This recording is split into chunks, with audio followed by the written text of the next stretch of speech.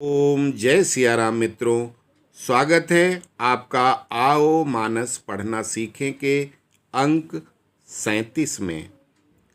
पिछला जहां हम लोगों ने विराम दिया था वो दोहा नंबर 158 था।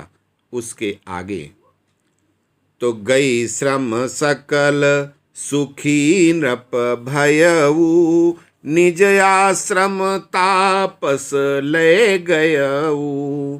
आसन दीन अस्तर बिजानी, पुनि तापस बोलेऊ मृदुबानी।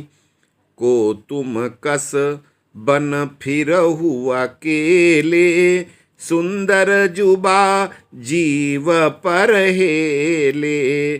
चक्रवर्ती के लक्षण तोरे, देखत दया लागी अति मोरे।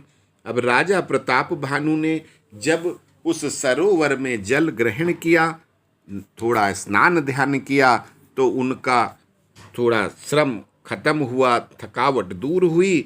तो उनको वो तपस्वी रूपी वो राजा अपने आश्रम में ले जाता है और उनको आसन दे के बैठाता है और बैठा करके एक बहुत ही मधुर भाषा में बोलता है कि आप कौन हैं, इस जंगल में वन में कहाँ अकेले घूम रहे हैं, क्योंकि आप चक्रवर्ती के आपके लक्षण हैं और आपको देख करके मुझे बहुत दया लग रही है। तब राजा प्रताप भानु अपना परिचय देते हैं कि नाम प्रताप भानु अवनीशा, तासु सचिव मैं सुनहु मुनीसा। फिरत अहेरे परेमु भुलाई, बड़े भाग देख्यूं पद आई। अब राजा ने सोचा पता नहीं कौन से ऋषि हों, तो इनको हम अपना असली परिचय ना देते हुए थोड़ा सा मैनिपुलेशन कर देते हैं। तो उन्होंने कहा कि मैं राजा प्रताप भानु जो राजा हैं उनका मैं मंत्री हूँ, और यहाँ किसी तरह से जंगल में मैं भूला गया हूँ, रास्ता मुझे नहीं मिल रहा है, और ये मेरा परम सौभाग्य है कि इसी बीच आपके दर्शन हो गए। हम कहाँ दुर्लभ दरस तुम्हारा, जानत हूँ कछु भल हो निहारा। कहे मुनि तात भयऊ अंधियारा, जो जन सत्तरी नगरु तुम्हारा। अब उस कपटी मुनि ने कहा कि यहाँ से आपका जो सूर्यास्त हो गया है, अंधेरा हो गया है, और 70 योजन मतलब आपका 70 योजन होता है, एक योजन 4 कोस का होता है। तो 4 कोस का मतलब 70, और 70 को 4 से 280 कोस की दूरी पे आप यहाँ जंगल में हैं, इसलिए रात में तो आप जा नहीं सकते। अब आगे क्या होता है कि निशा घोर गंभीर बन, पंथन सुनहु सुजान। बसहु आज यस जानी तुम, जायहु होत बिहान। तुलसी जसी भवता व्यता, तैसी मिलई सहाय। आपुन आवै ताहि पही, ताहि तहाँ लई जाए, ताहि तहाँ लई जाए। अब वो कपटी मुनि कहता है कि देखो कितनी भयानक अंधेरी रात है, और ये ऐसा रास्ता है जहाँ पर कोई रास्ता दिखाई नहीं पड़ता है, तो आप आज तो जा नहीं सकते, इसलिए आज आप हमारे आश्रम में रह जाइए, और जब सुबह हो तो यहाँ से चले जाना। तुलसीदास जी कहते हैं कि जब जो भवई होती है, भवतव्यता होती है उसको उसी प्रकार की सहायता मिलती है। और जब विधाता जो करता है उसके अनुसार ही उसका जो भवतव्यता है उसको वहाँ ले जाता है। भले ही नाथ आय सुधरी सीसा, बांधी तुरग तरु बैठ महिषा, नप बहु भांति प्रशंसे उताही, चरण बंदी निज भाग्य सराही। अब राजा प्रताप भानु बोले, बहुत अच्छा, और आपकी आज्ञा हमें अपने सिरोधार्य है। और ऐसा कह करके अपने घोड़े को एक पेड़ से बांध देता है और आकर के उस मुनि, कपटी मुनि की प्रशंसा करता है, उसके चरणों में प्रणाम करके वहीं बैठ जाता है। पुनि बोल्यो मृदु गिरा सुहाई, जानि पिता प्रभु करऊं ढिठाई, मोहि मुनीस सुत सेवक जानी, नाथ नाम निज कहु बखानी, तेहि न जान नपहि सो जाना, भूप सुहृद सो कपट सयाना। अब राजा प्रताप भानु ने कहा, हे मुनीश, आपको अपने पिता समान समझ करके मैं आपसे एक ढिठाई करता हूँ, आपसे आपका नाम पूछ रहा हूँ। अब वो कपटी राजा तो राजा प्रताप भानु को पहचान चुका था, पहचानता था, लेकिन राजा उस कपटी राजा को नहीं जान रहे थे, क्योंकि राजा तो एक सच्चे हृदय से एक अच्छे सज्जन व्यक्ति थे और वो कपट का की प्रतिमूर्ति था।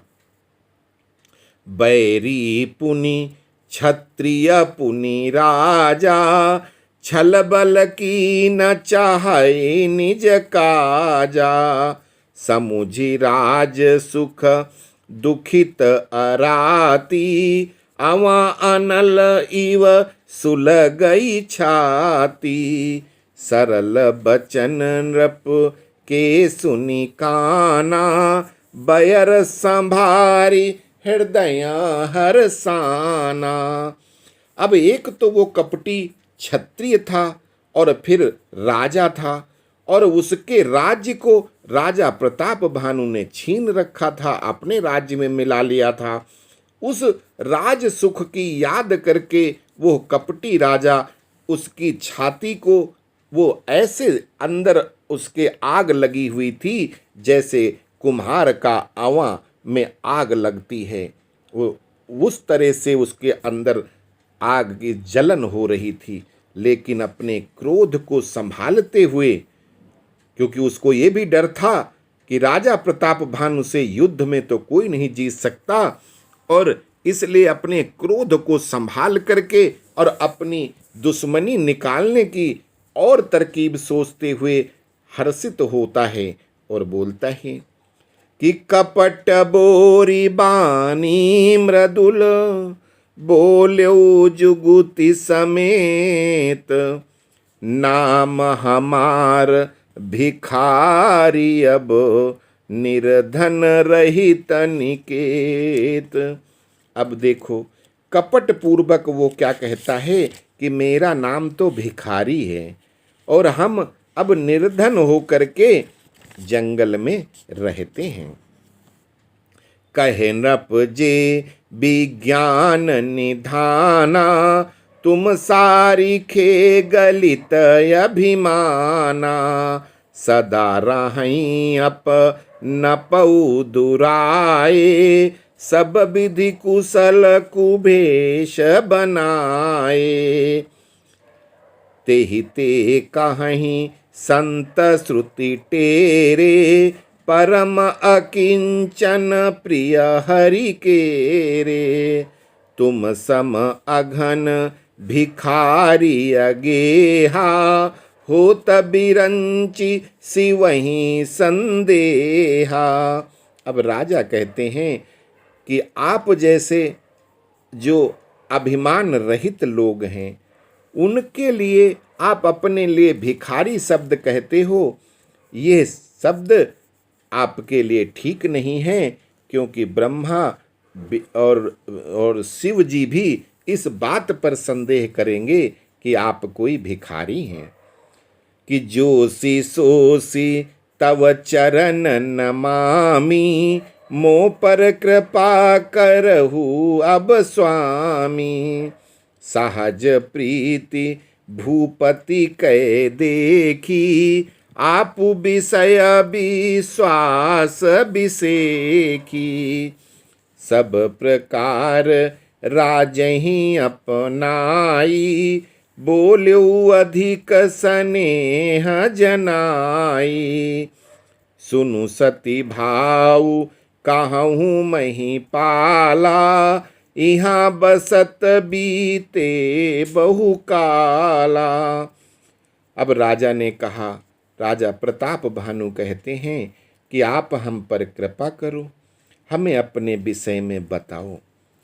अब देखा कि जब कपटी राजा देखता है कि ये तो बिल्कुल ही पहचान नहीं पाया है और अचरज विश्वास के साथ आश्चर्य भी होता है, तब वो राजा को और अपने जाल में फंसाते हुए और प्यार करते हुए बहुत ही मीठे वचन बोलता है कि मेरे को यहाँ रहते हुए बहुत समय बीत चुका है।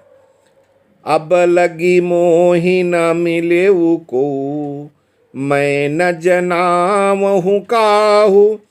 लोक मान्यता अनल सम, कर तप कानन दाहू। अब वो कपटी राजा कहता है कि हम आज तक किसी मनुष्य से यहाँ या कहीं मिले ही नहीं, क्योंकि मैं अपने तप और उसको छिपाना चाहता था। मैं किसी को बताने नहीं चाहता कि मैं यहाँ तपस्या कर रहा हूँ। तो तुलसी देखी सुभेशु, भूलहि मूढ़न चतुर नर। सुंदर के किहि पेखु, बचन सुधा सम असन कही। अब वेशभूषा देख करके तुलसीदास जी कहते हैं कि बड़े बड़े चतुर लोग भी मूर्ख बन जाते हैं। तो वही हाल राजा प्रताप भानु का हुआ और उसके अमृत के समान कपटी राजा के वचन सुन करके वो भी मूर्ख बन गए।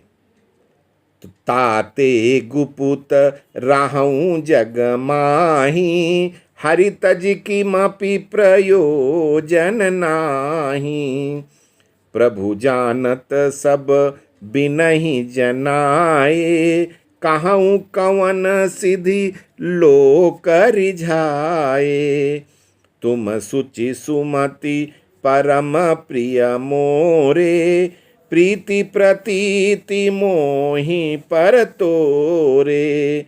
अब जऊँ तात दुरावहूँ तोहि, दारुण दोष घटई अति मोहि।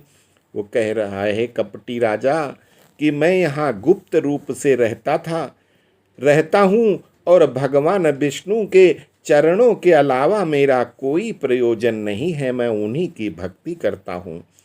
भगवान की भक्ति के करते हुए मैं कभी भी कोई लालच में नहीं हूँ, कोई रिद्धि सिद्धि की हमें ज़रूरत नहीं है। तुम हमें बहुत प्यारे लगे हो, बहुत ही आप अच्छी बुद्धि के मुझे बहुत परम प्रिय हो। और अगर अब मैं आपसे ये बात नहीं बताता हूँ, आपको दुरा देता हूँ, तो मुझे बहुत कष्ट होगा। कि जिम जिम तापस कथई उदासा, तिम तिम न पहि उपज विश्वासा। देखा स्वबस करम मन बानी, तब बोला तापस बग ध्यानी। नाम हमार एक तनु भाई, सुनि नृप बोल्यो पुनि सिरुनाई, कहु नाम कर अरथ बखानी, मोहि सेवक अति आपन जानी। अब राजा प्रताप भानु को उसने पूरी तरह से अपने बस में कर लिया, और जैसे जैसे वो अपनी झूठी बातें बताता जाता है, राजा प्रताप भानु का विश्वास जीतता जाता है। जब उसने देखा कि ये पूरी तरह से हमारे बस में आ गए हैं, तो कपटी राजा बोलता है कि हे राजन, हमारा नाम एक तनु है। अब राजा प्रताप भानु उसको फिर प्रणाम करके कहते हैं कि अपने नाम का अर्थ बताओ। तो आदि सृष्टि उपजी जबहि, तब उत्पत्ति भय मोरी, नाम एक तनु हेतु तेहि, देहन धरी बहोरी। अब वो कपटी राजा जो बताता जाता है, झूठ पे झूठ लपेटता जाता है, और राजा प्रताप भानु उस पे विश्वास करते जाते हैं। वो अपने नाम की परिभाषा बताते हुए कहता है कि मेरा नाम एक तनु है, अर्थात जब आदि सृष्टि की रचना हुई, जब पहली बार सृष्टि बनी, मैं तभी मेरी उत्पत्ति हुई थी। और नाम मेरा एक तनु इसलिए है क्योंकि मैंने कभी दूसरा तन शरीर लिया ही नहीं। मेरा वही शरीर लाखों करोड़ों अरबों सालों से चला रहा है। जब सृष्टि की पहली बार रचना हुई थी, तभी से मैं हूं। तो आज हम विराम देते हैं यहीं दोहा नंबर 162 पर। अस्तु। जय सिया राम।